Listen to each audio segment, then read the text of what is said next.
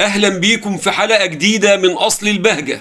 قبل ما الحنفيات تفتح بيوتنا وقبل ما المواسير تمشي في شوارعنا كان فيه بطل شعبي شايل شيلته فوق ظهره وماشي يوزع الحياة على الناس.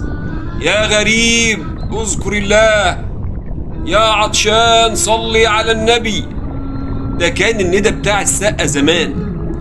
السقا ما كانش بس بيبيع مية، ده كان بيبيع بهجة وراحة بال.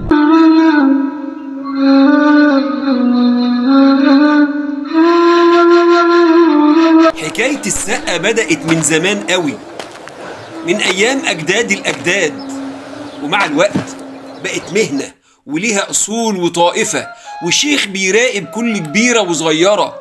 القربة الجلد اللي شايلها فوق ظهره لازم تكون مدبوغة بطريقة سليمة تحافظ عليها وتخلي المية فيها زي التلج في عز الحر.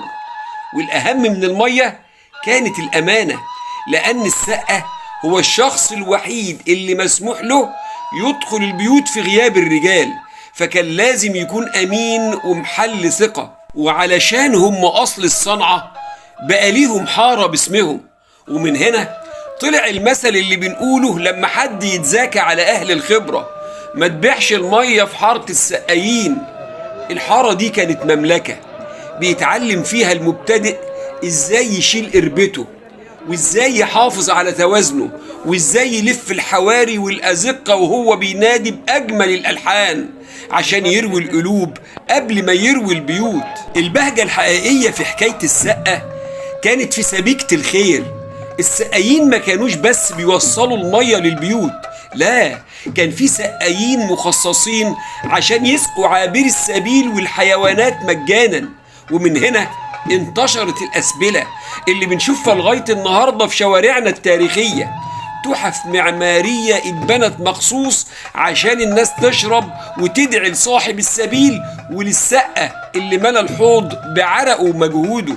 الزمن دار ودخلت الحنفية بيوتنا، والمفاجأة اللي كتير ما يعرفهاش وانا كنت واحد منهم ان الحنفية اتسمت بالاسم ده نسبة للمذهب الحنفي اللي اجاز الوضوء منها. وبدأ السقا ينسحب من المشهد، لكن روحه لسه موجودة في كل شربة مية بنقدمها الغريب، وفي كل سبيل محطوط في شوارعنا. السقا ما كانش مجرد ناقل للمية، كان رمز للعطاء اللي من القلب. دي كانت حكاية أصل البهجة في شربة مية. كان معاكم محمد سعد من قناة فكر وترفيه. تحياتي والسلام عليكم ورحمة الله وبركاته.